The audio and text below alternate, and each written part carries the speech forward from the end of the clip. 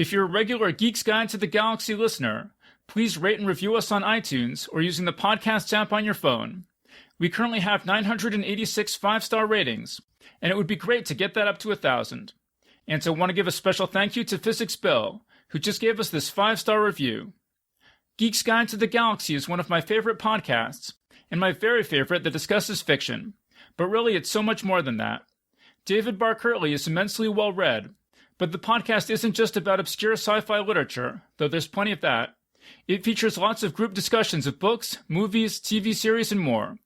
And the guests invited to lend expertise are themselves oozing with bona fides. Whether you are a true devotee or a dabbler, you will find a lot to love about this podcast. So big thanks again to Physics Bill for that great review. All right, so now let's get to our show.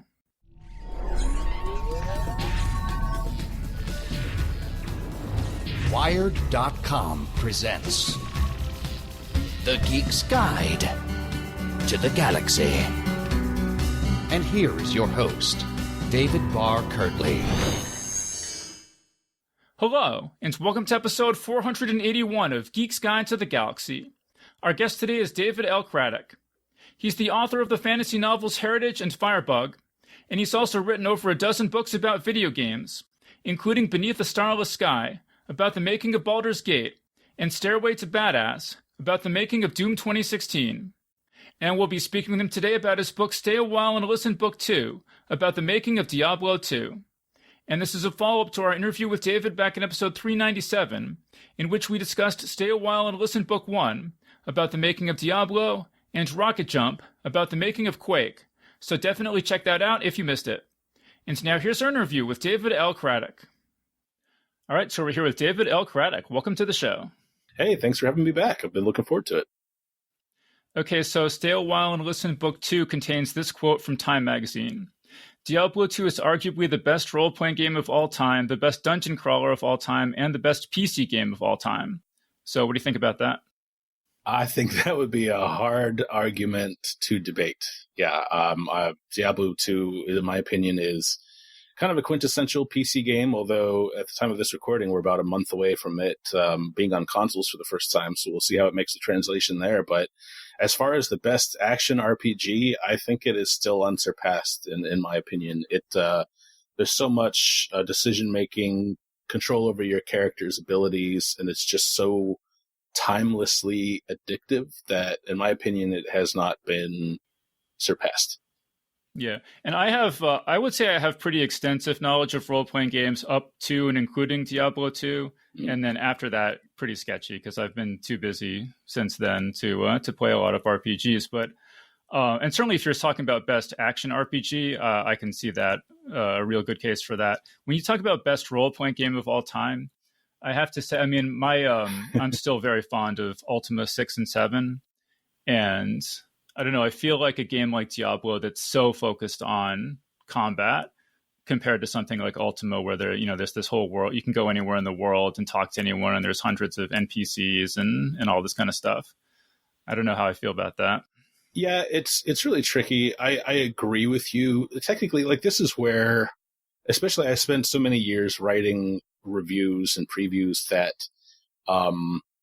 it's one of those careers where you start using a lot of jargon and debating the minutia of arguments just because you're so entrenched in it, that on the one hand, I agree with you. I think when people think role-playing game, they think of a really deep story and character development driven RPG, your Ultimas, your Mass Effects, your Dragon Ages. On the other hand, like, all games are role-playing games, right? People have been using that excuse for a while. Like, you're playing a role in every game. But if you want to stick just to RPG as a role-playing game, Diablo 2 succeeds at making you feel fulfilled by playing your role, which is a badass who is just mowing down monsters on every inch of real estate on your screen. Like, that's the role that you're playing. The funny thing is, I like to say that in Diablo 2, your character's name isn't really their name. It's more your file name, because it's not like anyone ever uses your name. It's really just a placeholder for the type of build you're working toward. So, yeah, like, if we're going to wade into the weeds of subgenre, I think Diablo 2 is definitely still the best action RPG ever made. But even that definition has undergone some changes in recent years. Like, technically Souls games are action RPGs, and they're not, isometric click-driven games like Diablo. So I will say it like this, I guess, for the Diablo style of action RPG, Diablo 2 is still the best. Yeah. And I mean, like, if I were going to give a game to somebody to try to get them interested in RPGs, yes. I mean, there's no comparison between Diablo 2 and something like Ultima. I mean, it's just way more accessible, and it's way easier to get into.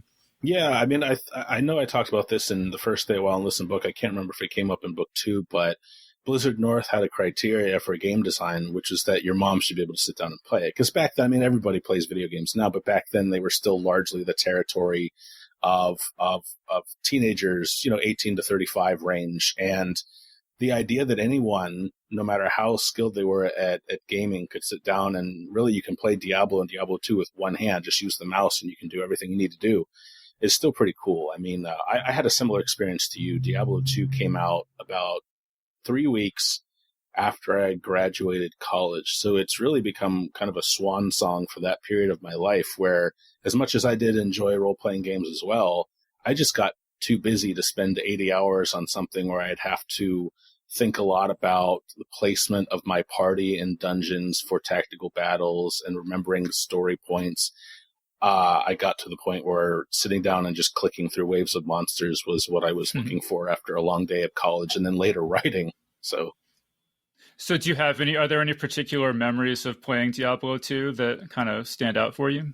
One of my favorites, which I didn't share in Stay a While and Listen to, because as you know, I don't include myself in the narrative. I do kind of a third-person omniscient, just keeping you rooted in the quote-unquote characters, the developers. I got to visit Blizzard North about 1 week before Diablo 2 went gold. My uncle, Brad Mason, who's mentioned in the book,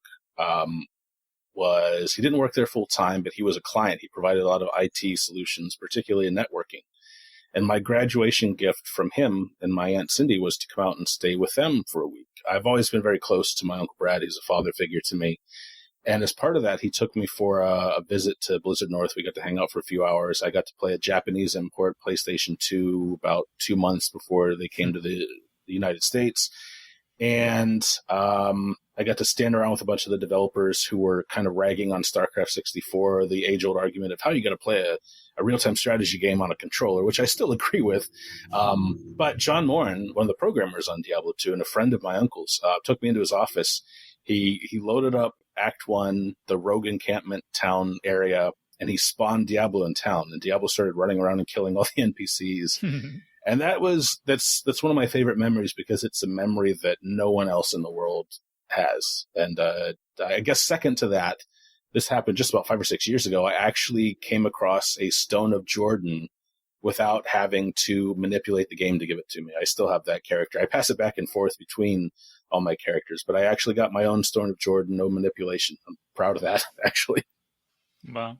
I mean, when you talk about Diablo 2 kind of being your swan song for RPGs, I mean, it was for me because I think that was around the time I started college that it came out. And, I wanted to play it when it came out. I wanted to play it with my two best friends from high school who we all played all the games together. And so, and I wanted to play it 3-player co-op. And so I got, I hooked up 2 computers with serial cables, and one of my friends brought over one of his computers. And then I went to the mall and I bought 3 copies of the game, and they were all like, $60 a pop or something. So this was a major outlay of time and resources. And so everyone comes over and we just could not get it to work. I spent hours trying to get a 3-player co-op game going, and it just would not work. And I'm like, I don't understand. Like, I had this all set up last night with Diablo 1. I'm like, look, and we start up Diablo 1. It works just fine. I'm like, I don't understand what's going on. And finally, we realized that they had dropped IPX support between Diablo 1 and Diablo 2. Yeah. So there was no way to get it going with serial cables. And so, we never had the chance. I'm still, furious to this day that we never had and then obviously, a week later, everyone had already played through the whole game, so yeah, we never had that chance to play it fresh together. It's a 3-player game. That's too bad. Maybe you can do that now when the remaster comes out in September. Yeah. So like you said, that's about a month away. So, right. And that's why I'm talking to you now. I was like, okay, anticipation is high for some more Diablo 2. This is the time to talk about it. Mm-hmm. But you've been working on this book you've been working on this series of books, I guess I'll say, for 10 years, right? Yeah, actually, probably about 14 now, because I got the idea in 2007 when my wife and I moved out to the San Francisco Bay Area. That's where I met and befriended Eric Sexton, Michio Okumura, Kelly Johnson, and John Morin, who worked for another game development company at the time. And I met them through getting a job as a contract writer. Our job was to, we were reworking Hellgate London, which, was not well received on its initial launch. And I was rewriting the entire game, all the characters, quests, item texts, things of that nature. And I got to hang out with them, and that's where the Stay Well and Listen series started. I started doing interviews, started doing a lot of research, outlining, and there's usually a several-year gap between the books. I think book 1 was 2013, and then book 2 2019, because they're so intensive that I like to take a break and write a lot of other stuff in between. So I've already had people ask me, "Hey, when's book 3?" And I have no idea. Probably at least a few years away. Was it different writing book 2 from writing book 1? It was. So originally, Stay Well and Listen, I envisioned it as a complete book, and then after kind of pulling my hair out over it, complete 1,000-page book. Yeah, exactly. My wife was like, "You should split this up," and I said, "Yeah, but I don't know how to split it up." And she said, "Well, maybe 3 books. I don't think Diablo 3 had even been announced. Or no, it had. They announced it in 2008.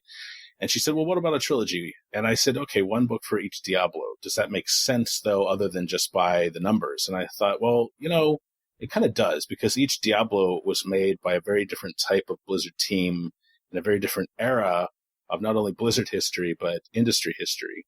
And writing Stay Well and Listen 2 was different in that way. I had a lot more developers to balance. There was a lot more going on at Blizzard North, a whole lot more going on at Blizzard Entertainment, which the Blizzard South folks called Blizzard, the Blizzard North folks called Blizzard South. There was just so much more to juggle in terms of timeline, in terms of game. I mean, I think that a good 10 chapters in Stay Well and Listen 2 focus on Diablo 2's development. The game was just that massive, and things happening within Blizzard North and Blizzard Entertainment culturally were so important as well. It's just a much bigger undertaking. And I think also tonally it was different.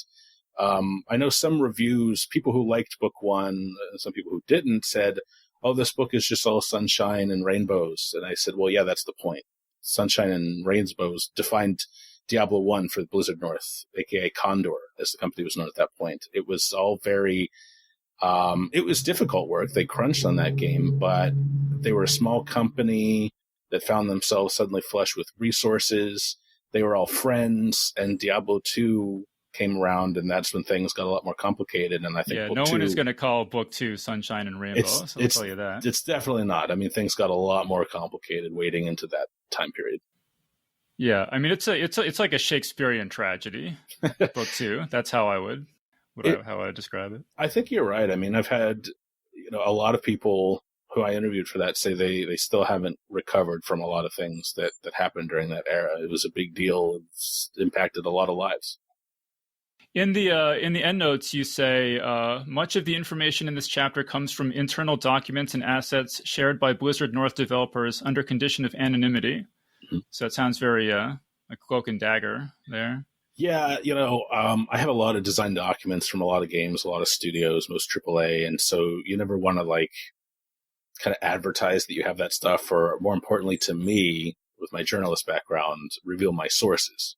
Just because I wouldn't want to get them in any trouble. But even right behind me on my Blizzard shelf, I have stacks of design documents and printouts and folders and stuff that no one's ever seen. So I drew a lot from that just to get things like dates and game designs and stuff as accurate as possible. Were people just throwing that stuff at you, or did you have to wheedle and cajole to get access to any of that stuff? First the latter, then the former. As people got to know me, I was very touched that they said they liked talking to me. They actually felt pretty good, kind of unburdening themselves of a lot of these stories. I was a good listener, which is a fine line to walk. You don't want to become friends with folks, even though I was friends with some of them. But, journalistic integrity has to remain paramount. But after they kind of grew comfortable with me, they said, I have a lot of stuff It's just kind of gathering dust here. And they would, one guy shipped me a box of design documents. In fact, right now I'm working on a trilogy. A publisher signed me to a 3-book deal to write books about the Mortal Kombat franchise. And I have a guy who worked with Mortal Kombat, licensing the franchise for years, shipping me a box of stuff from his studio in Hollywood. He said he's not going to tell me what's in it, but that I'll like it. But that's kind of one of the fun parts of this job, being a fan of the games that I write about and getting to see all this cool stuff that nobody else has probably ever seen before. Well, so let me I'll just explain for people who don't know this story at all, which I didn't know any of this. I mean, really, I kind of knew that that Diablo 2, that the team that made it had kind of like tried to make a follow-up, and it had never come out. And then that Diablo 3 was made by like basically a different group. That was sort of my understanding going into this, but I didn't know any of the details that are in this book. So I'll just explain that the story basically is that Blizzard North makes Diablo 2, like the greatest game of all time, basically, and are crunching on it for 18 months. And it kind of like, working around the clock on it for 18 months. And it basically like destroys their health, relationships, finances, like everything. And then there's a period after Diablo 2 comes out, and it's this, phenomenal success where they're kind of like, everyone's completely burned out. They're trying to figure out what the follow-up is going to be, and nothing's really working, and everyone's just totally blasted, and a lot of people are just kind of sitting around not doing anything. And then there's this, what I have in my notes marked as the Game of Thrones period, where there's all this like backstabbing and factions, and ultimately the company sort of dissolves in spectacular fashion. Yeah. Do you agree? Do you agree with that? Is that basically the arc of this book as you see it? Yeah, really. I mean, you can kind of see it happening as you read. Like, I devoted 10 chapters to Diablo 2, not only because the game was that big, but just to show in book form the amount of time and effort that went into it. 10 chapters is a long time to spend on kind of one period, but it was that intensive and that involved. And almost everyone I talk to kind of looks back on the post-Diablo 2 launch with regret, with one exception. Diablo 2 launched on June 29th, 2000. 1 year later to the day, Diablo 2 Lord of Destruction, the one and only official expansion for the game, launched. And, Diablo 2 is great. Lord of Destruction made it even better. And everyone who worked on Lord of Destruction considers it the high point of their time at Blizzard North. Because, again, for that year after Diablo 2's launch, when a lot of other people at the studio, most of the rest of the studio, was just kind of drifting and getting very frustrated and very burned out, the Lord of Destruction team was really living every game developer's dream. You have a successful product. You have a pipeline in place that you can use to make more content for that product. You've already gone through the labor pains of putting all this stuff in place. Now you can just create more stuff. It happens so fast. And that's what creative people love to see, right? The hardest part of creating is the creating itself. For writing, I kind of, for me, it's analogous to you want to sculpt something from clay, but first you need to actually make the clay. That's the hard part. Then comes the fun. And, really you hit the nail on the head. It's just, the company just kind of goes downhill from there. And as I said, most people I talked to said we had all this time, we had all this money, but we were so burnt out. We should have done something. And yet what could we have done? We were just all on our butts, just so tired from Diablo 2. Yeah. And as a kid playing these games, I just thought, oh, Blizzard, what a great company. It must be so fun to work on games like this. And like every game they make is so great. And reading this book and thinking about it, I'm not really that into real-time strategy games. So, I played Warcraft 2 and I enjoyed it. But, when I think about it, so much of my, high regard for Blizzard is because of Diablo and Diablo 2, right, which were basically made by almost a separate company. Yeah, I think that's totally correct. The thing is, and one lesson that I try to impress on readers without getting too preachy about it, is that Diablo 1 and 2 were great because of the contributions of both companies. Blizzard North kind of provided the style, and Blizzard Entertainment provided the polish. That's one reason that Diablo 3, despite launching to rave reviews and just astronomically high sales, people kind of soured on it after the first, I think, 1 to 3 months or so, realizing like, hey, the real money auction house where you have to spend real money to get items kind of sucks and crimps the hose of item drops, which is the bread and butter of that style of action RPG. It really took both companies. And sure enough, Diablo 3 course corrected when it became a little more like Diablo 2, but also kind of doing its own thing in some ways. And that's why, if you look at any previews, any coverage for Diablo 4, I think it was announced maybe 2 years ago at this point, Blizzard Entertainment, the only Blizzard still standing, has said, yeah, if you love Diablo 2, you're going to love this game. Like, I kind of joke, and it's derivative, and I'm only really like half joking, but Diablo 4 to me is like Diablo 2.5 in a good way.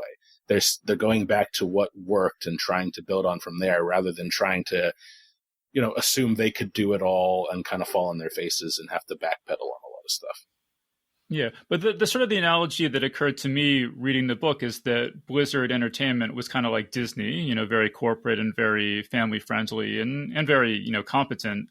And then Blizzard North was like a heavy metal band where they're like a lot more edgy and interesting, but also seriously lacking in organization and structure. Yeah, you could even like take that analogy further. If Blizzard Entertainment was Disney World, Blizzard North was the county fair. Like, it's definitely, you don't have those iconic characters there, but it's definitely kind of faster, looser, and freer in a way. But you really need both. If you want that fair to get bigger and draw bigger crowds, you need a little bit of corporatization, as much as I hate to say that. Like, Dave Brevik and Max Henrik Schaefer, the three co-founders of Blizzard North, said time and again in our interviews, like, we wanted to be part of Blizzard because they built the runway so that we could fly our plane, right? Like, they had the distribution, the packaging, the marketing, they had all that stuff down. Blizzard North could just focus on making a great game without worrying about all the other stuff because they knew that the home office, so to speak, would take care of it.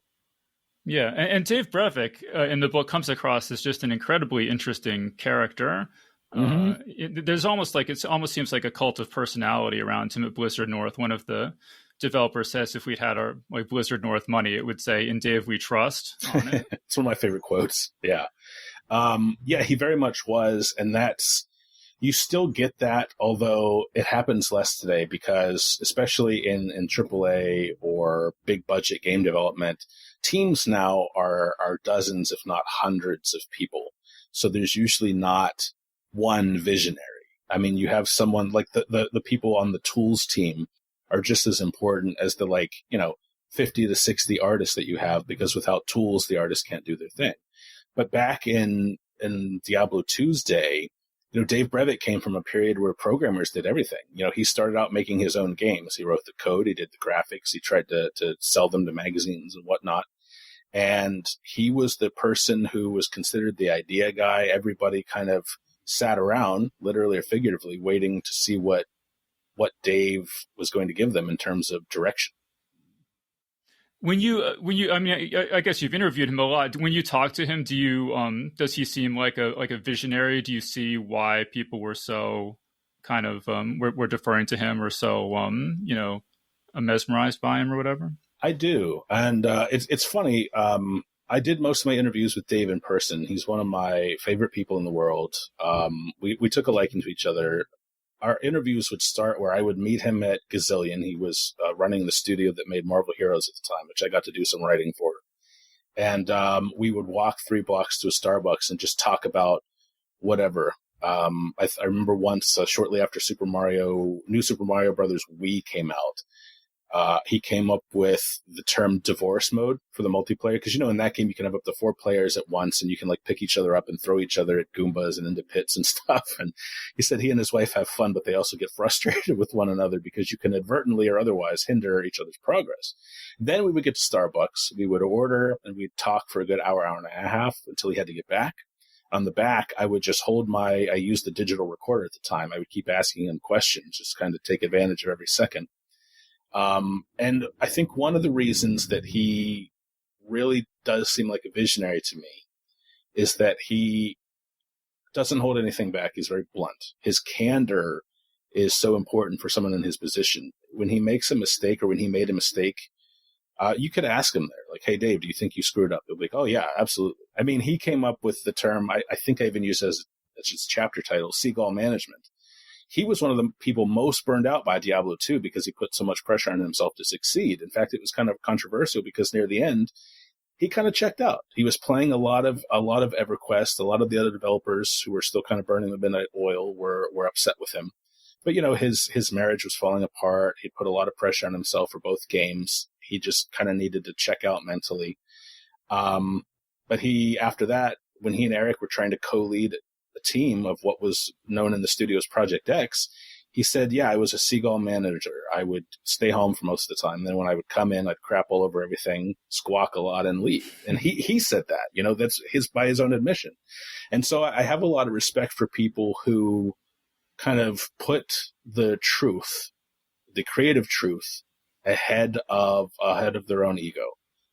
Dave and Max and Eric can do that very well, but Dave, I think, was probably the most straightforward and just saying like, oh yeah, I really screwed that up, or, well, I disagree. I think I did a good thing here and here's why. Yeah. You get that in the book totally, that he's really blunt. And yeah, really sort of tells you what's really, gives you the straight talk. And I mean, one thing I thought was so interesting about this book is I didn't expect to learn so much about business and management reading a book about Diablo 2, but I feel like this is a book that, anyone interested in business or management should read, because often, sort of case studies of what not to do. But you really learn a lot about the business. And so one of these sort of blunt Dave Breathitt quotes I wanted to mention is, he says, what we all didn't realize at the time, and it took me years to figure this out, was that the people who make the money on anything are the people who put up the money for the thing. The people who are risking the money get the payoff. That's the way all business works. And so, you had these people who were just busting their butts on Diablo and Diablo 2, but they were employees, and they're not the ones who are going to be huge winners if the game is a big success. Yeah, and even there, I asked Dave about that. I said, I asked Dave and Max and Eric, I said, a lot of people felt that you made them promises, whether explicitly, tacitly, and they said, we tried to do right.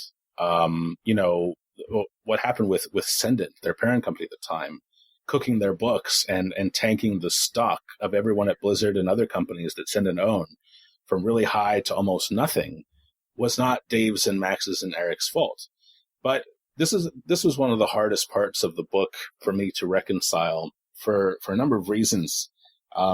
I have the sort of personality where I kind of like everyone I talk to, especially if they open up to me. And I think that's human nature. If you feel like someone is being honest with you, you kind of take a shine to them, because honesty is, I think, increasingly rare in this age of the internet, where people can hide behind keyboards or touchscreens and say and do anything they want, with seemingly no regard for the feelings of the people on the receiving end. And I felt of two minds about that quote from Dave and that attitude. On the one hand, I agree as an entrepreneur myself. I'm a hybrid author. I've self-published a lot of books, including Stay a While and Listen series. I've also gone through traditional publishing. My Mortal Kombat book is with a larger publisher.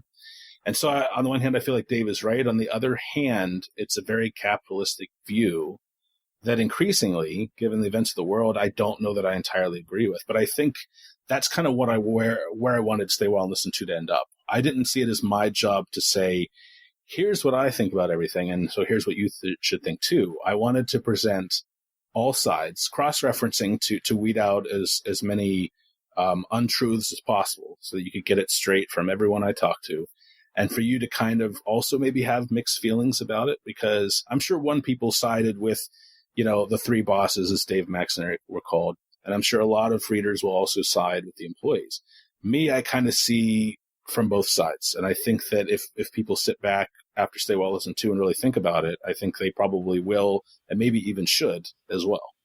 Well, I mean, it was impossible for me not to think while reading this, like, God, if Dave had just not bought any Ferraris, how much drama could have been avoided? You're absolutely right. And, he wasn't, Eric bought a nice car. Max and Eric went in together and bought a house. And here's the thing where I kind of understand where they're coming from. I have,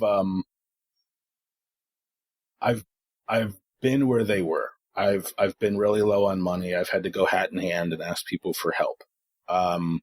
When you go from that to suddenly having a lot of money and suddenly being able to finally relax a little bit, that tightening in your chest finally loosens, and you have the freedom to maybe not go wild, but maybe go, like Dave's a car guy. I'm not. My first inclination, if I were to have millions of dollars, would not be to go buy a bunch of Ferraris, but Dave loved cars. It's something he could never afford, and now he can. I think a lot of people can relate to that because it's kind of inherent in the American rags to riches story.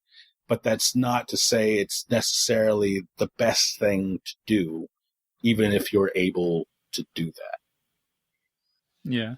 I mean, and I never knew, I knew about this Cendant scandal. This was the biggest, my understanding is the biggest financial scandal in American history prior to Enron. Correct. Where they just reported $500 million worth of profits that didn't exist. Yeah. And I knew that this had brought down Sierra, and I hadn't realized that it had also struck this mortal blow to Blizzard North. How much different do you think things would have been at Blizzard North if not for the Cendant scandal? Night and day. There were some people, and I won't name any names. People can go read the book if they really want to know. But as Dave said, there were certain employees he, Max, and Eric talked to who never seemed satisfied. Even when, keep in mind that after Diablo 2 came out, Blizzard's bonus structure was such that the Blizzard that made and released the hit game got a ton of bonus money, and the other Blizzard got some too, because Blizzard was one big dysfunctional family. They, Dave and Max and Eric were handing out bonuses, royalty bonuses, a few times a year. Each bonus several times the amount of that person's salary. I mean, 6-figure bonuses more than once a year. And there are some people who were never satisfied. So I think that there will always be some grievance because they, those people believed in the cult of personality, and they said, okay, well, you're giving me this, but I was promised this too. On the other hand, if most of the employees, especially the long-timers who had been there in the trenches with Condor working on console games and working on Diablo 1 and 2, sacrificing so much of themselves personally, if they had been able to cash out those stocks, I think that they would have probably, the majority of them would have been a lot more content. Maybe they would have felt that a lot of what they went through was more worth it than they do now. Yeah, well, and let's talk about what they went through. So just a couple things. Like, apparently when you started work at Blizzard North, they told you, like, hope you don't have a girlfriend because you'll have, she'll dump you given the hours that you'll be working. Here's your sleeping bag because you're sort of expected to sleep on the floor because you're never leaving the office. The thing that really has stuck in my mind is one of these people says that he after a couple months of this crunch of working around the clock, that he would go out to a restaurant with his wife and just like couldn't make sense of the menu. His brain was just so fried, and he would just have to hand her the menu and say, you're gonna have to order something for me because I can't process. I can't think or make decisions anymore. Yeah, that was, people to this day have told me that Diablo 2's crunch was the worst they ever went through. The girlfriend quote was part of the culture at Blizzard Entertainment, although it definitely applied to both. The sleeping bag was Blizzard North, although that applied to the other Blizzard as well. Another quote, I can't remember it, so I won't even attempt to paraphrase, but, came from Max Schaefer, who told me that, they would do things like cater dinner, not only because it was the right thing to do, but also because they wanted to give people as few reasons to leave as possible. And that's the thing, right? Like, it's not my job to judge Max or anyone for that. It's just my job to kind of tell this story, which is what I love to do, and let the readers decide whether it's good, bad, or in between. I feel like it's in between because it's so capitalist, right? It's so like, I'm going to give you a really nice meal so that you don't have to go out to get a meal. And that way you can even maybe ideally work at your desk or take an hour to eat and then just, hey, you're already in the office, so just get back to work. That sounds nice. A lot of people, I would say most people, work at places where they don't get food catered every single night. But also, like, after a while, the office is not your home. You miss your home. You miss your bed. You miss your significant other. You miss your friends. You miss your favorite TV shows, actually watching them live with the rest of the world. These people sacrificed a lot to make this game. Yeah. So then we get into the Game of Thrones section of the book, where, I guess, the company they say it got too big, and all these factions forms and everything. Are there anything from that Game of Thrones period that kind of sticks out for you? I would say definitely the growth of the company when all these different factions, you had your Lannisters, your Tyrells, etc., to keep with the Game of Thrones analogy. That really stuck out to me because it was just kind of a shame. I feel like that wouldn't have happened nearly as much. It happens in every industry still, but I feel like if you have people who are motivated and excited and busy, but motivated and excited about what's keeping them busy, they have less time to kind of politic and stab each other in the back. And I would say really what bummed me out the most was every time the Project X team hit on a concept that Dave seemed to like, that Eric seemed to like, that the team seemed to like, they would get excited about it.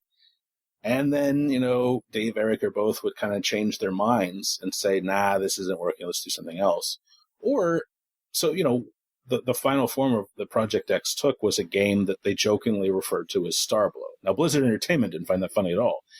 But the Project X team at Blizzard North called it Starblow because the idea was, it's StarCraft and, Diablo in space, Diablo but science fiction. And there were a lot of people who were like, okay, well, we have a direction now. That's great. But we just made Diablo. And the whole reason we're on the Project X team is because we're sick of Diablo-style games. So at least we have a direction. Yay, I guess. I just felt that it was a bummer that no one, you can't please all the people all the time, but it felt like you couldn't even please most of the people some of the time. And I thought that was too bad because it's only in retrospect that you realize maybe how good you had it despite all the bad stuff going on. Well, they were in a really tough position because they, had put all this time and effort into making a 2D Diablo-style game, and then they're all sick of that, but that's what all their expertise is in. So it's a really tough transition from there to just do something completely different after that. That's actually one of my favorite subjects in the industry to talk about. You have certain designers who become synonymous with a certain type of game. And that happens in other creative fields. Stephen King just released a great book called Billy Summers. It's not a horror novel. I didn't really know that going in. I buy all of his books sight unseen. I have almost all of them in hardcover. And Billy Summers is more of a thriller. I loved it. I think it's one of the best books he's ever written. But also a lot of people, it's kind of like when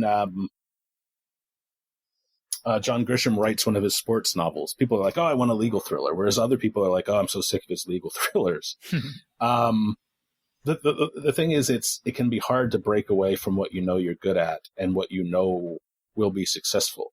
I think that's where a lot of the employees who weren't necessarily married to the idea of making Diablo-style games grew frustrated and kind of said, Dave, Max, and Eric are good at this. I kind of get that, but I don't want to do this. But at the same time, Dave, Max, and Eric were very candid in saying we didn't really leave a lot of room for growth for other management positions at the studio because we didn't want that. It was our studio. If people really want to do that, they can leave and go somewhere else. And they didn't mean that dismissively. And that's one of those situations where I saw where they were coming from, but at the same time, I saw where the employees who were frustrated and left were coming from. And even today, I feel like there's something to that. Dave, Max, and Eric, their most successful games have been Diablo and Diablo-style games, such as Torchlight. Dave might be the exception. Well, actually, they all are.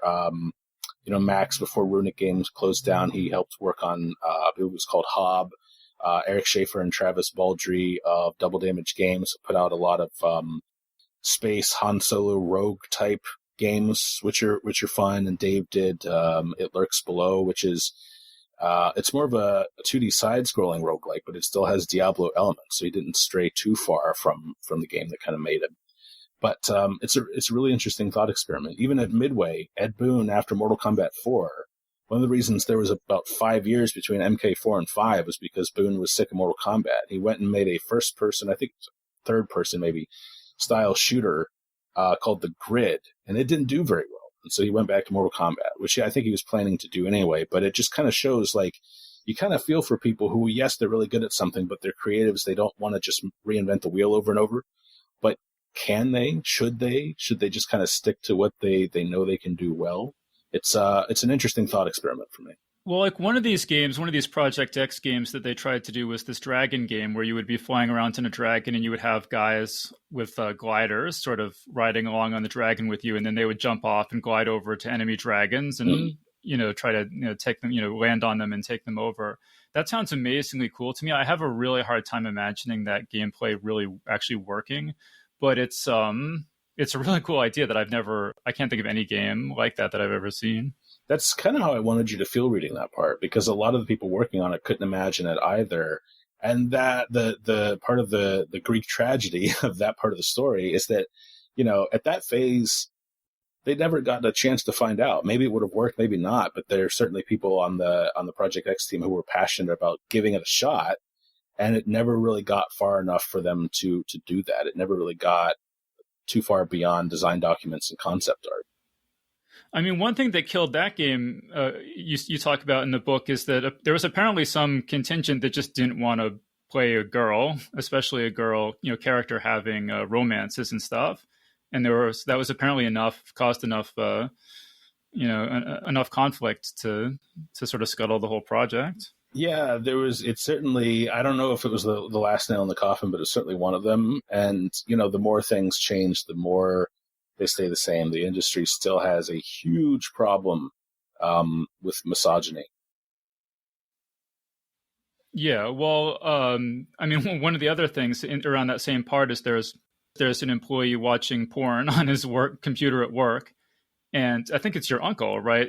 Has to tell him, like, you're not allowed to watch porn at work, and the guy's just like, oh, this is so unfair, and just is angry about it for months. Yeah, I think that is part and parcel of working for a company, not necessarily working for Blizzard, but working for a company the size of Blizzard, how successful they were. I mean, keep in mind that, between Diablo and Diablo 2, Warcraft 2 and StarCraft, they had games in the top 5, top 10 bestseller charts every month. Money was just rolling in. And even though not a lot was happening development-wise at Blizzard North, these folks were still, most of them anyway, kind of flush with cash. And a sense of entitlement can certainly build there. And that has not gotten any better at Blizzard Entertainment for those who have followed that controversy for the last month and a half. Yeah, I don't actually know a lot about that. I just saw like a headline or two yesterday, but I guess I'll wait for stay a while and listen book 4 to find out about that. If that's the case, I will not be writing it. 3 will be my last one, but we'll see what happens. Did you ever think, while you're hearing all these stories, like, what if you were working for Blizzard North at this time, like what faction you would have been in, or how you would try to survive? Or did you ever spin out that sort of scenario? Yeah, I think that not only as a huge fan of the company have I thought about that, but also as a writer, like getting to talk to people who represented all these different factions, I couldn't help but try to identify them, even if I didn't really want to. I would probably have sided. I think I would have had one foot with the veterans and one foot in with some of the new blood, like Tyler Thompson, Phil Schenk, who are like, look, I'm sorry for what you went through, but I'm young, I'm hungry, I'm ambitious, I'm going to do this. Because that's kind of my personality, and I'm not entirely comfortable with that. But I'm someone who puts his head down and pushes to get things done. So that's probably the direction I would have gone. Right. So at the end of this book, it has this really dramatic ending where the founders, who are all in charge of the company is like being sold around to different larger companies, and they say, like, we really need to have more control over our destiny. And so they all threaten to resign, or they basically all hand in their resignations as a group, as a way of getting leverage to negotiate for more managerial authority over the direction of the company. And then their parent company kind of calls their bluff and basically just fires them all. And that's sort of the that's pretty much the end for Blizzard North. And then, like, then sort of Blizzard South comes in and kind of like, fires a third of the people or something, and brings the ones that they fire two-thirds of them, and then bring the survivors like eventually down to Blizzard South. But the thing that really the quote that really sticks out to me from this is this guy Fred Vaught, and he says that he just was like trying to keep his head down and do his work and not join any of the political factions or get involved in the drama or anything. And then when the company dissolves, then he has no one in his corner because he's just kind of been off on his own. And it kind of makes you think like, oh yeah, if you're in this kind of situation, you might not want to be involved in the politics, but are you making yourself vulnerable if you don't get involved in the politics? Yeah, I felt bad for Fred, who I also worked with down the line in the industry, and other people. He didn't play politics, and who wants to really? But then when he did, he kind of ended up. He tried to, and by that time the factions had formed and the wax had hardened, and there was no breaking through. And it's just really too bad because Fred is someone who's a very hard worker who I wanted to focus on. So when I tell these stories, I like to talk to as many developers as possible rather than just the names people associate with games, because you have people like Fred Vaught who, yes, they made a lot of the treasure chests and the banners that you see flapping in the wind in Act 5, and that might not seem like a big deal in and of itself, but they add so much personality and style to the game. And they often don't get a spotlight. And so it's something I try to give them. And it's really too bad when you see this big company not understand their worth. And really that was partially, I would say, Dave's, Max, and Eric's fault as well, because one thing I discuss a great deal in Book 2 is how, Blizzard North didn't want Blizzard Entertainment, the much larger company, coming in and telling them what to do. And so Dave, Max, and Eric shielded their developers from the other Blizzard. And, that's something that on the one hand, a good manager does. If you're working on a game and you're not management, the last thing you want to do is worry about, oh, hey, are we going to get paid? Or I hear we might be sold, or I hear this might happen. This other arm of our company might come in. You don't want to worry about that. And the managers don't want you worrying about that. They want you working. But the downside of that is that if and when those managers leave and a new regime comes in, they don't know you. You're just another face in the lineup. And so they have no problem letting you go. And that's too bad.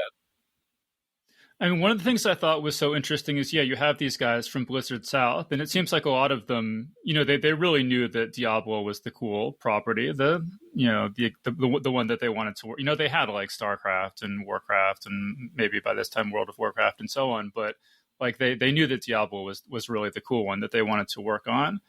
And one of these guys, Dave Glenn from Blizzard North, he says, some of us got the sense that they were swooping in, a little excited. You could tell they were like, Diablo's ours. The precious is ours now. Yeah, certainly. Chris Metzen was one of those. I don't think he had any, ill will or machinations, but Chris felt a sense of ownership over Diablo's world, and I think rightfully so. Blizzard North, I talk about this in Book 1 and 2, they weren't really that interested in story as a studio. They're much more interested in the gameplay side of games. Chris Metzen supplied a lot of the lore, the character backgrounds, and the connective tissue that brought the Diablo universe to life, that kind of gave you motivation to run around and hit all those skeletons and fallen goblins and so on.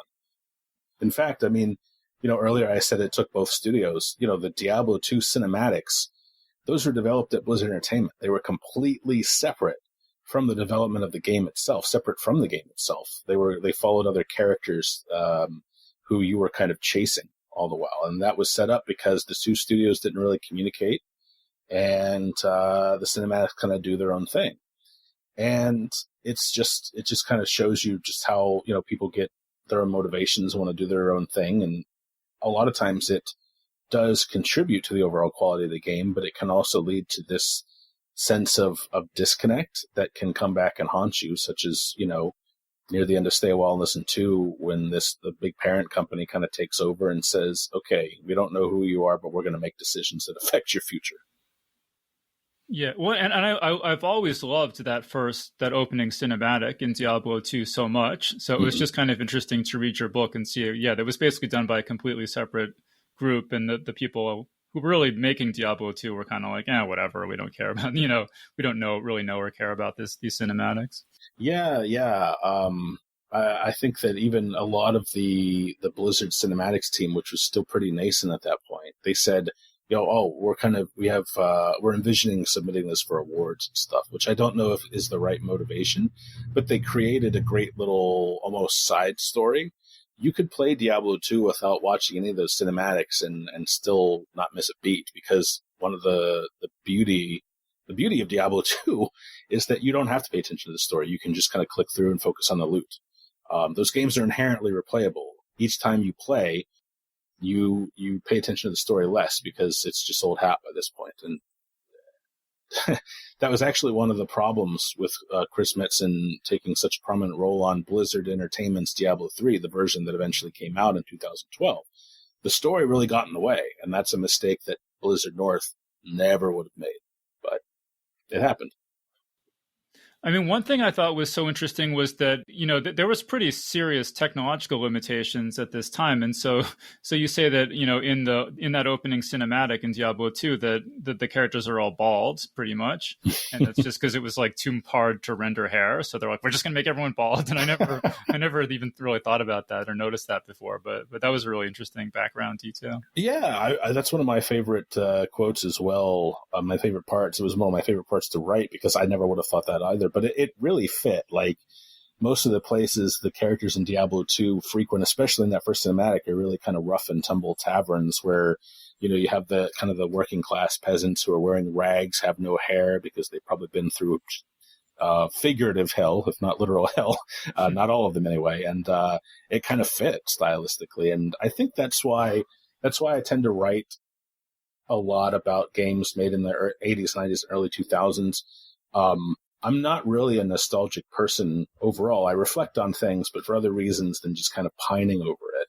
But I love to write about creative people who had big ideas, but very, very tight restrictions. And I think that from that comes from, some of the most enduring products, most enduring experiences ever made. And those little touches, those little workarounds to technical limitations are fuel for that fire.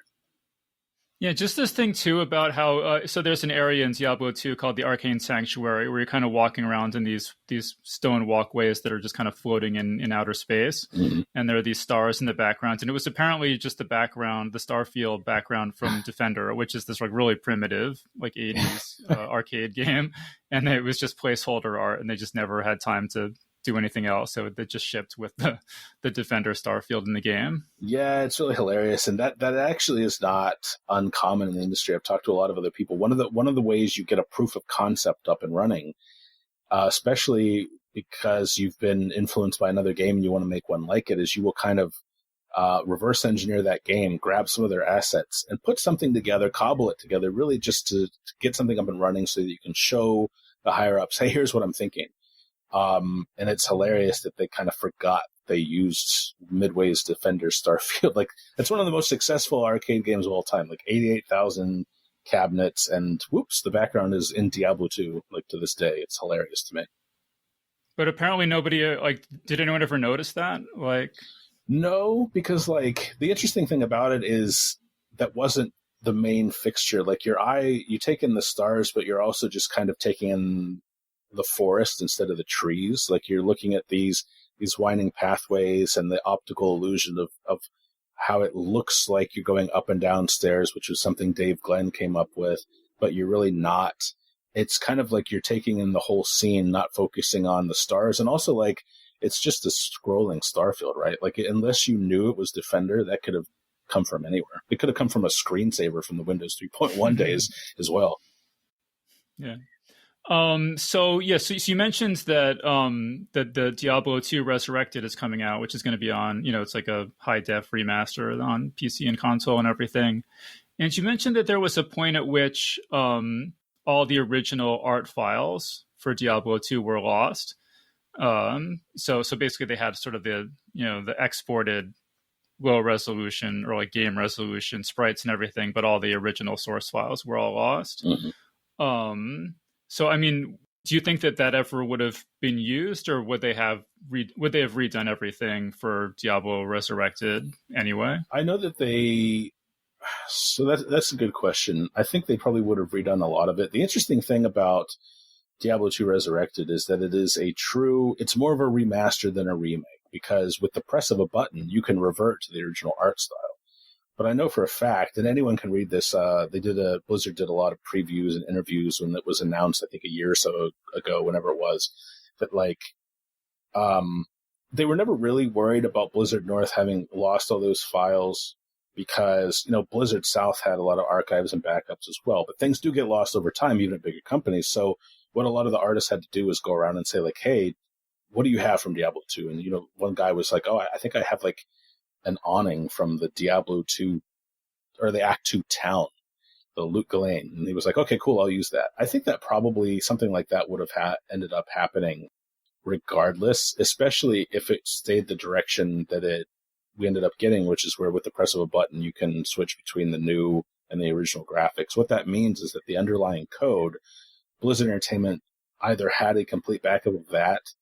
No, in fact, I'll say they must have had a complete backup, because that would have been very, very difficult to recreate without changing a lot of the fundamentals of that game. So I think it would have turned out the way it looks to have turned out either way. I mean, the Diablo 2 Resurrected, I think I saw, is not developed internally at Blizzard, right? It's a third-party contractor? Or? That's another yes and no. So the company that was given that was Vicarious Visions. Before Diablo 2 Resurrected, they did the Tony Hawk 1+2 remaster.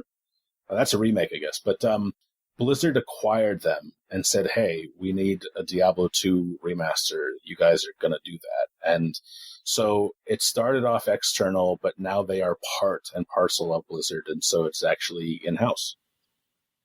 That's interesting, because I just saw like a YouTube comment where somebody said I'm really psyched for this, but it's kind of weird that the thing the Blizzard product I'm most excited about is like sort of a third party remaster of a 21-year-old game. You could definitely still look at it that way, but if you consider Activision Blizzard is so big, they own so many external parties, their tools come from everywhere, not just in house.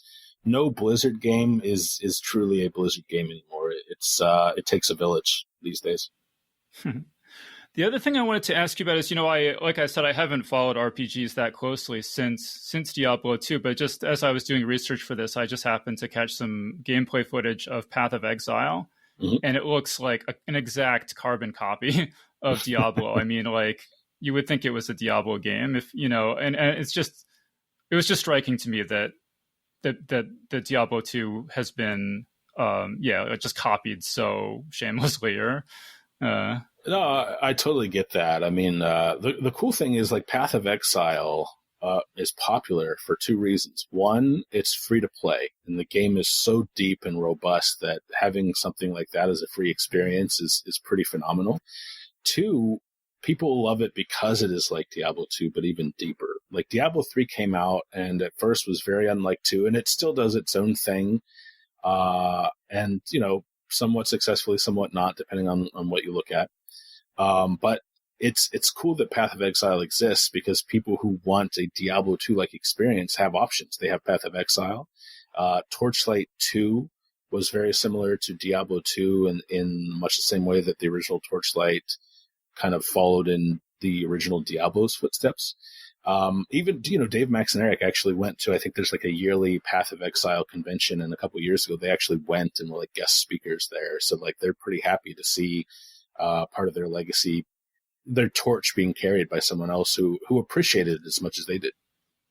That's interesting. Yeah, that's reminds me when you say that of what happened with Dungeons and Dragons, where 4th edition came out, and then a lot of people felt it had made too many changes, and then there was the Pathfinder game that was based on the 3.5 edition rules that was sort of no, if you don't like all these changes, we're branching off another thing that is going to stick closer to the way you liked it before. Yeah, which is really that sort of sequence of events benefits everyone. It creates more jobs for people who want to create something awesome and create something similar to this other thing that they love. And it benefits players because you can either, follow the new, keep up with Dungeons and Dragons or try this other thing that is more along the lines of Dungeons and Dragons as you loved it back when. Really there's nobody loses in that situation. Yeah. I just wanted to ask you in the, at the back of the book, it has a list of all your other books and everything. And it says you have an upcoming book called Stairway to Badass about Doom. I was just wondering what's the status of that? Oh, yeah. So that was actually published on Shacknews. You can read it right now for free, in fact. So at Shacknews, one of my freelance jobs is long reads editor at Shacknews. What that means is they basically pay me monthly to write books for them. Stairway to Badass was one of the first long reads I did it was the first long read I did as long reads editor before I did one on Tomb Raider. But what that does is it looked at the making of Doom 2016, the reboot from a few years ago, and also kind of goes back and looks at elements of the original Doom, such as its weapon balance and its map design. And, I've done a lot of other cool long reads that you can read for free on Shacknews. Stairway to Badass and other long reads will be published. Shacknews actually publishes them for me. We split the profits, the royalties. Rocket Jump, you can go pick that up or read that for free on Shacknews. That's the story of the making of the Quake trilogy and kind of the 90s era of FPS games as a whole. Beneath a Starless Sky, which is about RPGs in the vein of Baldur's Gate.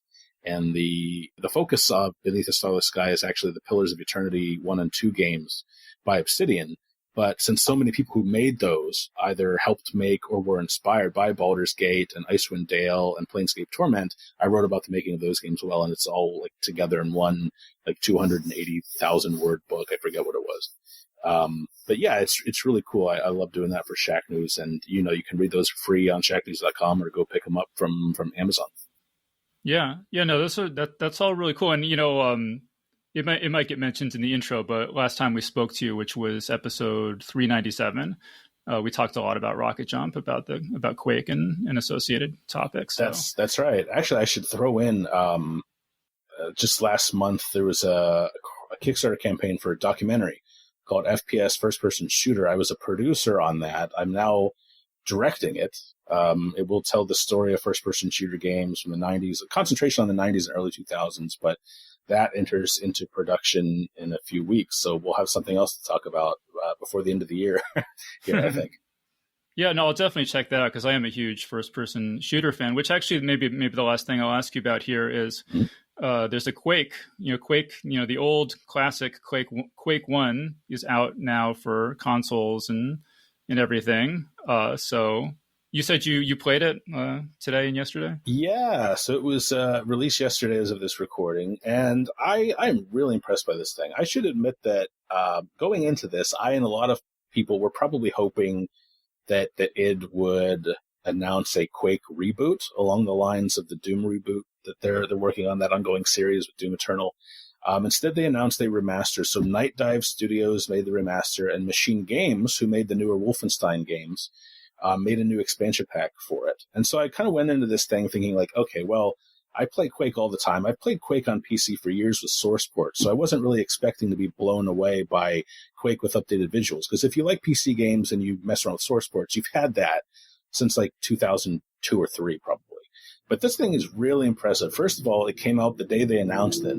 Second, it's only $10 on own platforms, which, so often remasters go from anywhere from $30 to $60, which is just kind of ridiculous in my opinion. But if you already have Quake for Steam, you get the upgrade for free. It's just there and ready to play. Finally, this thing has so many options. As an add-on, you can even download Quake 64 and play the old N64 version of the game at its levels, how they were modified for that console. It's really, really impressive. This is a remaster done right. If you're a Quake fan, lapsed or active, just go check this thing out. It's only $10, even if you didn't already own it on Steam, or if you want it on a console like Switch or PS5. It's really, really good. It's solid. I recommend it. Yeah, I just think it's so cool that I can just get Diablo 2 and Quake and play them on my Xbox. It's just a lot easier. Yeah, I'll probably play the Quake Remaster mostly on PC because I kind of ride or die by my keyboard and mouse setup for PC games. But I've also, like, the first thing I bought this on was Switch, just because I love having these classic games portable. I have Doom 1 and 2 on Switch, and Quake plays really well on Switch. Like, it's just really novel to have. I think that's the best thing about the Switch, right? Like, there's a ton of games that you've played before on console or PC, but now you can play them as they were, and you play them anywhere. Like, that's just really cool. Yeah, see, I don't have a gaming rig anymore. It's just it got too much of an arms race keeping up with that. Oh, so, I agree. Yeah, I mean, check it out on console. Like, it handles really well. I've played on Switch more than I have my PC so far, and I really like the console port. It's just as good as the PC port.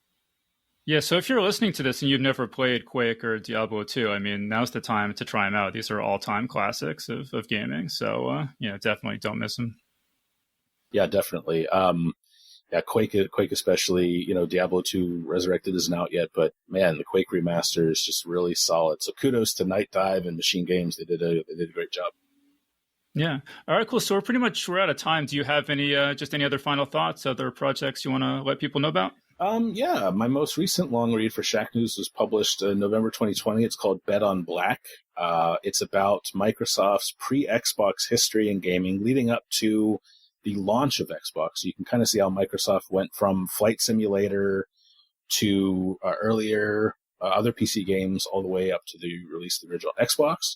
I am the director, along with a really solid team, of FPS first-person shooter that's starting production in September. It'll be out fall 2022. And I will have a lot more to say about my upcoming series on Mortal Kombat, the first book of which will launch spring 2022. So if you don't already, follow me on Twitter at David L. Craddock and keep up with all I've got going on, because maybe you can help me keep up with it. There's a lot these days. Yeah, well, that all sounds great. So I got to go download Quake. So we're going to wrap things up there. So we've been speaking with David L. Craddock about his book, Stay a While and Listen, Book 2. So David, thank you so much for joining us. Thank you. Anytime. It's always a pleasure. And that was our interview. So big thanks again to David L. Craddock for joining us on the show.